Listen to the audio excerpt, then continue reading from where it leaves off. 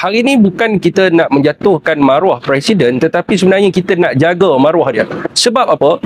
Kalau kita lihat kembali pada sejarah kepimpinan Presiden Bersatu itu sendiri, kita balik kepada zaman Tun Abdullah Ahmad Badawi. Pada waktu itu Muhyiddin Yassin mendesak supaya almarhum Tun Abdullah Ahmad Badawi meletakkan jawatan sebagai Presiden UMNO kerana skandal yang melibatkan menantu beliau. Ini semua orang tahu. Didesak sehinggalah almarhum Tun Abdullah Ahmad Badawi letak jawatan.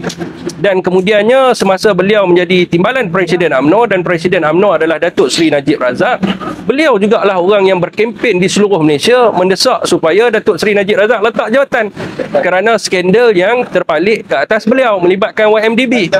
Dan sewaktu kita menghadapi PRU 15, beliau juga, Muhyiddin Yassin juga, Presiden Bersatu, berkempen di seluruh Malaysia mengatakan bahawa memang kita tidak boleh menerima Datuk Seri Zahid Hamidi kerana beliau terpalik dengan 47 kes dan beliau perlu membebaskan ataupun membersihkan diri beliau di mahkamah.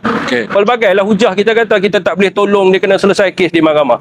Hari ini kita tanya pula, bagaimana kalau mereka ini tanya kepada kita macam mana Tan Sri Muhyiddin Yassin sekarang ni yang terpalik dengan kes mahkamah? Takkan kita nak kata ini penawaan politik. Jadi dia perlu membersihkan terlebih dahulu diri dia daripada dia menjadi beban kepada Perikatan Nasional. Itu yang pertama. Yang keduanya adalah soal menantu. Saudara dan saudari, hari ini kita tengok ada dua orang negarawan, Tan Sri Muhyiddin dan Mahathir Mohamad. Dr. Mahathir Mohamad. Dua-dua ini menjadi dipanggil aim, SPRM aim dia orang ni. Aim dia dan juga keluarga dia. Kalau kita tengok Tun, dia kena siasatan SPRM, anak dia kena, Mirzan Mahathir kena, Mohzani Mahathir pun kena. Rakyat tengok, kenapa Mirzan tak lari pergi luar negara? Kenapa Mohzani tidak lari ke luar negara, tetapi mereka hadir ke pejabat SPRM dan memberi kerjasama dan akhirnya mereka membersihkan diri mereka. Jadi hari ni rakyat tengok, bila pergi kepada Muhyiddin Yassin dia kena dan tiba-tiba menantu dia lari pergi luar negara. Kita penat nak jawab kepada rakyat.